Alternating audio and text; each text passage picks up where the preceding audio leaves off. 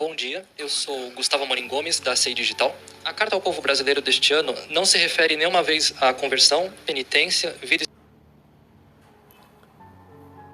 Eu tenho percebido que, desde o dia em que nós, cristãos, passamos a tratar sobre assuntos políticos, isso soa mal no nosso próprio meio, no meio evangélico, no meio cristão. E isso também passou a ser tratado na sociedade com muito preconceito, até usar essa palavra aqui. Sendo que, lógico, o nosso papel como cristãos, como conhecedores da palavra de Deus, o principal foco não é política, não é economia, não é administração, não é contabilidade. Talvez alguém venha dizer dessa maneira. Mas se você negligencia o assunto de economia, administração, contabilidade, algumas áreas da nossa vida vai começar a decair, a desmoronar. Se você, por exemplo, sabe que tem que ir ao médico e não vai ao médico, sabendo que existem algumas manifestações no seu corpo, inflamações, aparecendo algumas anomalias e você não vai se consultar ao médico, porque você apenas vai dizer depende o suficientemente da oração e da intercessão de alguém, é uma negligência. Porque a palavra de Deus diz o quê? Os sãos não precisam de médicos, e sim os doentes. Dito isto, quando alguém nos diz que o cristianismo, o cristão, o salvo não pode tratar de assuntos políticos, nosso ponto de vista isso é um equívoco. E de fato, não é o nosso tema principal. O tema principal é a salvação, o arrependimento, a volta do seu Jesus e a restauração desse mundo. Esse é o foco do cristão, entre outros. Mas quando os assuntos políticos, veja bem, quando os assuntos políticos, eles adentram na nossa vida e esses assuntos e pautas e temas políticos, eles distorcem a soberania do Eterno, distorcem a palavra do Eterno, distorcem o propósito da humanidade nessa terra, aí nós entramos sim nos assuntos políticos. Quando os assuntos políticos ferem a santidade, ferem princípios cristãos, aí sim nós entramos. Quando os assuntos políticos, eles tentam desconfigurar a família, aí nós entramos também nesses assuntos, nessa pauta.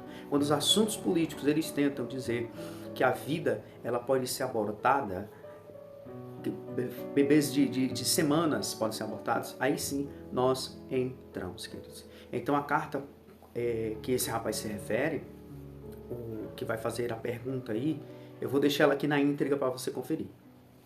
E depois nós continuaremos o vídeo. Preste muita atenção na pergunta desse. Ligado à visão beatífica, meta da nossa caminhada na Terra, como diz o Catecismo da Igreja Católica, trata exclusivamente de assuntos políticos que vão da guerra da Ucrânia à vacinação, passando por taxas de juros e elogios ao governo federal por nomeação de indígenas para posições de decisão. Essa preponderância de temas políticos com viés de esquerda, manifestada agora na crítica ao mercado, à reforma trabalhista e à taxa de juros, posições do presidente Luiz Inácio Lula da Silva, domina as declarações públicas da Igreja no Brasil desde os anos 1970. É da mesma época o início da diminuição da porcentagem de católicos na população brasileira, que hoje é pouco mais da metade, comparada com 90% de então. Há uma correlação entre as duas coisas? Considerando que o atual governo de esquerda foi eleito por 60 milhões dos 156 milhões de eleitores do país, a Igreja no Brasil está falando só com uma parte dos fiéis? Há um abismo entre a hierarquia da Igreja e a do povo de Deus? Pergunta. Agora vamos conferir qual a carta esse rapaz está se referindo. Essa é a carta, mensagem 0126. Então preste bem atenção, ela está aqui na íntegra para você entender a que carta esse rapaz se refere.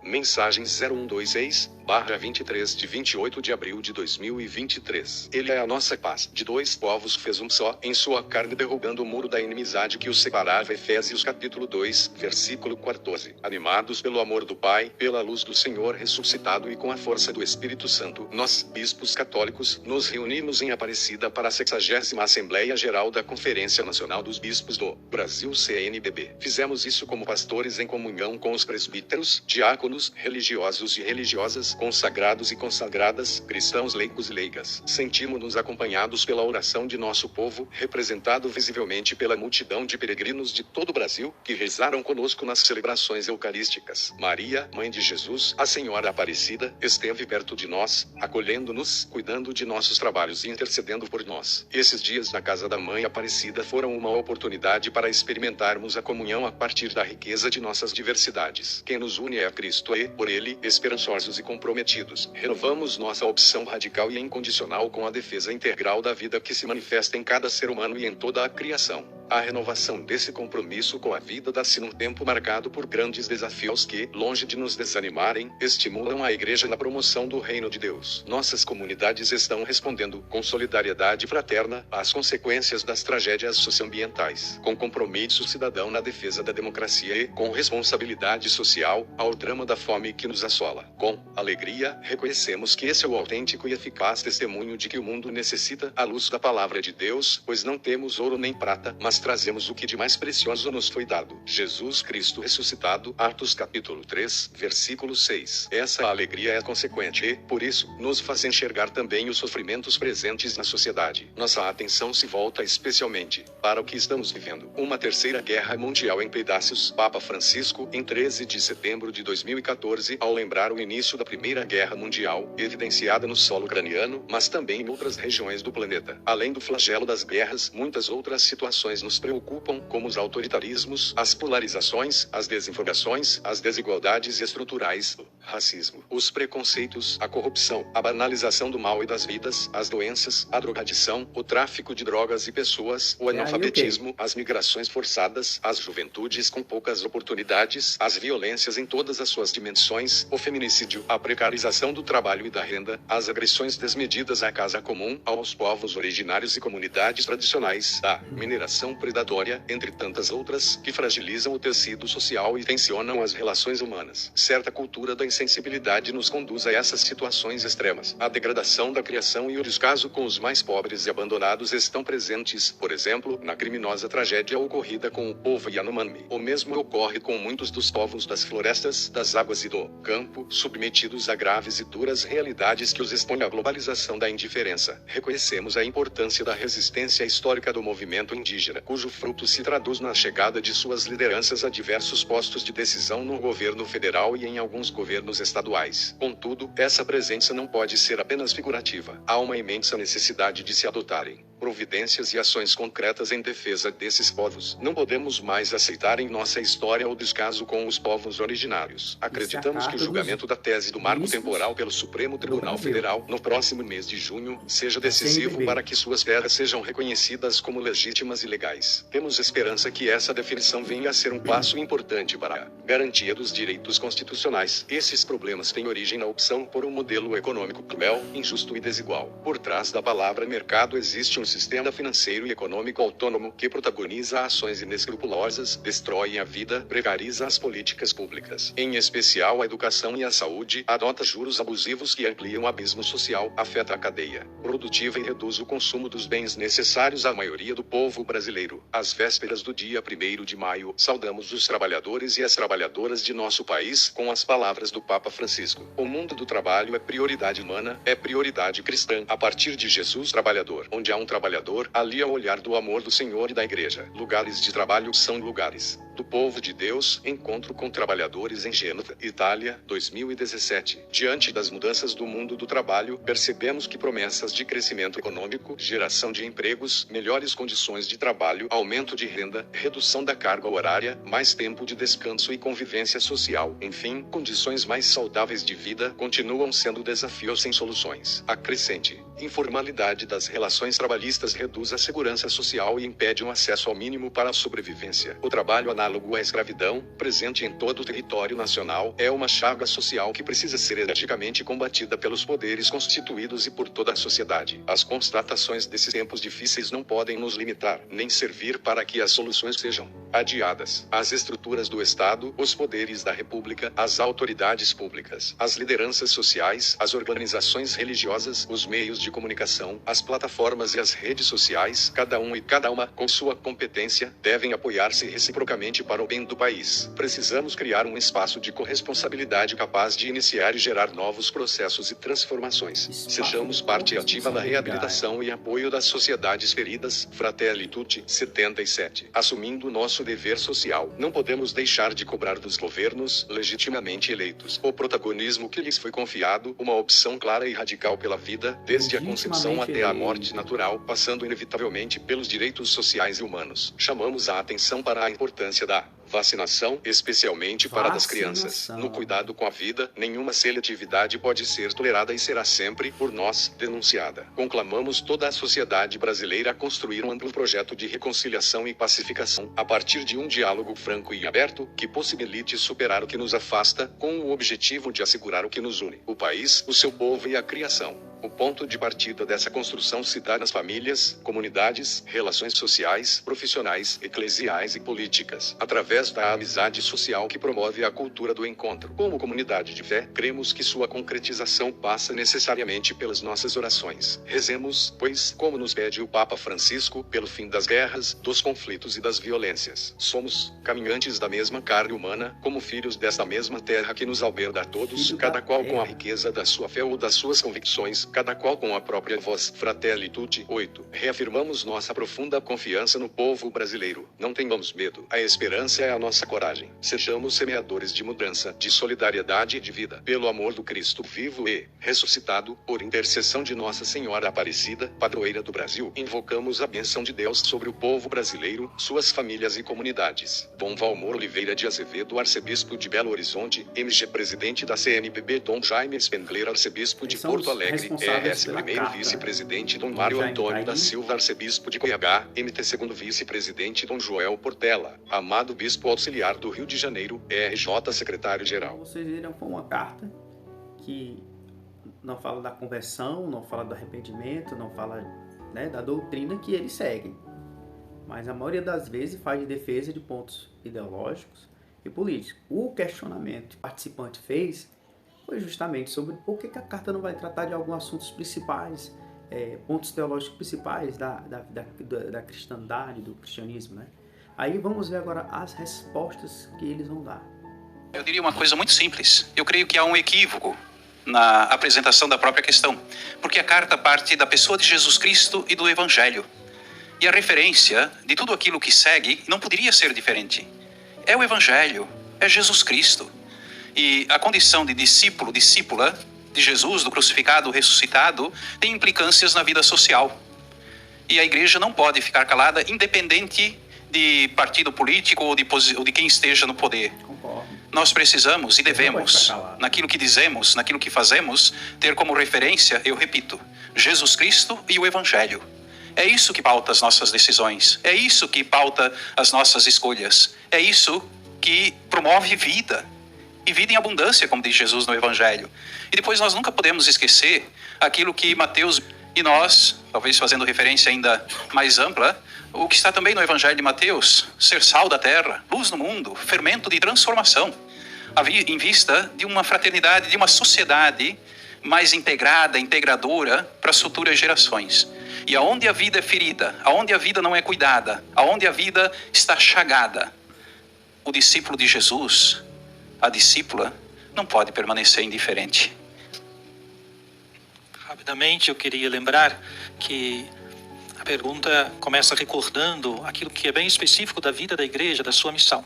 E isso a igreja faz todos os dias, todas as horas. Nós tivemos a oportunidade durante a Assembleia de celebrar a Eucaristia e ouvimos muitos elogios às homilias, todas que foram preparadas com muito zelo pelos que presidiram. E nós temos os meios de comunicação, as comunidades, quer dizer, essa é a missão de todo dia e que está acontecendo, não está enfraquecida, pelo contrário, nós temos tantos projetos que crescem todos os dias na Igreja do Brasil. Quando nos reunimos em Assembleia e preparamos uma mensagem ao povo brasileiro, nós queremos dizer, estamos aqui, estamos buscando realizar a nossa missão, mas aqueles que são os destinatários da nossa missão, as pessoas, os homens e mulheres deste país, vivem em situações difíceis. E aí elencamos inclusive pontos muito positivos, como a solidariedade manifestada de tantos modos, não só por cristãos católicos, mas pelo povo brasileiro em geral. Lembramos também o interesse, o sentido de pertença a esta nação, que nos fez passar por um processo eleitoral recém, que não descuida da missão. Não é? E os muitos documentos que fazemos e trabalhamos, estamos trabalhando tão insistentemente no processo da iniciação à vida cristã. E é interessante que na própria pergunta aparece um dado, que isto vem desde 1970. Então, a conferência sempre teve uma postura crítica diante da realidade que vivemos, não é? Exatamente para instigar a participação de todos os católicos na construção de uma sociedade justa e fraterna. Faço visita pastoral, eu sempre uso uma imagem para ajudar as pessoas a compreenderem o que é uma comunidade católica. E eu uso a imagem do tamborete de 3 pernas, que na verdade é o catecismo da Igreja Católica. A primeira parte, eu creio. Então, a palavra de Deus é a primeira perna do tamborete. Sem palavra de Deus, o tamborete vira para um lado. A segunda perna do tamborete é o culto, é a liturgia. Sem a liturgia, o tamborete vira para um lado. Mas a terceira perna do tamborete é a caridade, é a ética, é a justiça social. Sem essa perna do tamborete, o tamborete vira para o outro lado. Então é bonito perceber como esse tamborete de 3 pernas é sustentado por esse mistério de comunhão. Então a igreja cuida da proclamação da palavra, cuida da santificação, mas cuida também da vida, da caridade, da ética e da justiça. E eu creio que o Santo Terço, Dom João, foi um elemento tão marcante, tão bonito dessa Assembleia. Perceber que normalmente o terço é uma oração laical. A gente vê muitos leigos rezando o terço.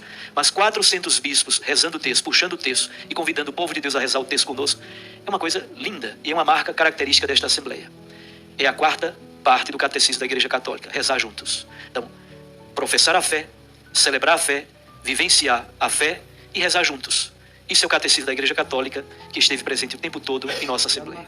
Na carta, na mensagem dos bispos da CNBB, poderíamos falar sobre cada tema daquele de forma bem abrangente.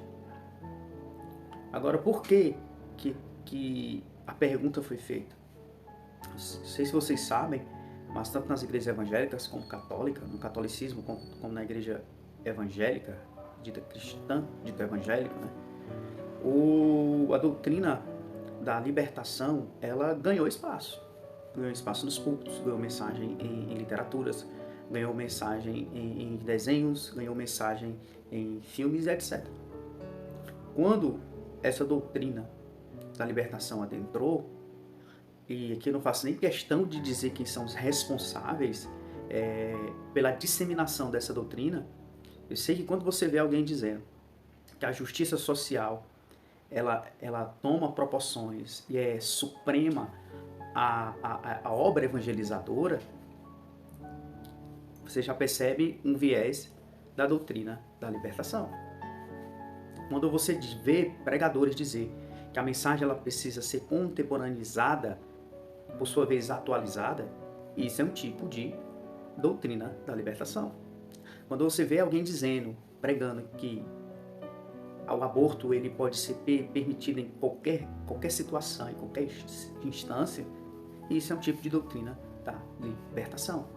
Quando você vê alguém pregando sobre a supervalorização da vida aqui na Terra, de tal maneira que você pode experimentar desde o álcool às drogas lícitas e ilícitas, como não faço nem questão de dizer quais são aqui, a permissividade disso, nós estamos falando de uma doutrina de libertação.